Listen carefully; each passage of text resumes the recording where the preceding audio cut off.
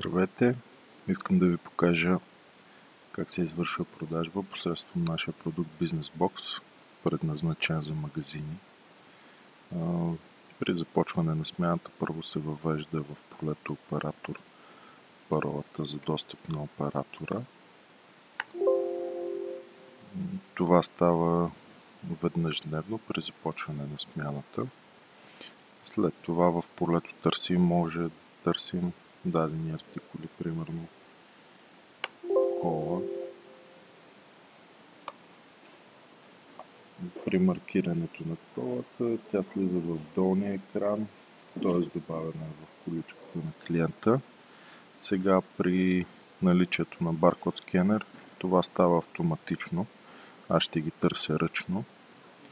Отдолу излиза името на артикула, количеството, единична цена. Ако количеството е повече от едно, общата стойност. Какво ако искам да продам 5 бройки от еднакъв артикул? Изписвам 5 със звезда и пак добавям артикула. Така, това е количката на клиента. А в този момент, ако предположим, че е забравил да вземе нещо и по някакъв начин забавя нашата работа, а опашката расте, имаме възможност да преминем на сметка номер 2, да маркираме на следващия клиент, да приключим продажбата, след което отново може да се върнем на сметка номер 1. Ако сме маркирали всичко необходимо, долу има бутони за приключване на сметка в брой, с карта, отстъпка може да начислим, фактура издаваме с купони, с ваучер, по сметка.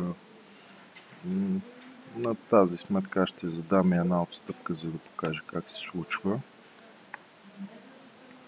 Визуализира се кутийка, в която въвеждаме отстъпката в проценти, разбира се, 30%. След въвеждането на отстъпката в дясно пак визуализация, стойността преди отстъпката, стойността на отстъпката и общо заплащане след начисляването на отстъпката 9,62 в моя случай. Приключвам сметката в брой. Тук може да въведем сумата, която ни е дал клиента, да речем 10 лева.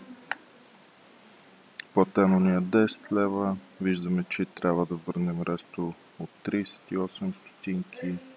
Приключи операция, след което се печата този касов бон на принтерът, в който има всичко артикули, обща сума. Рестото, отстъпката фигурира тук в проценти. Това е всичко.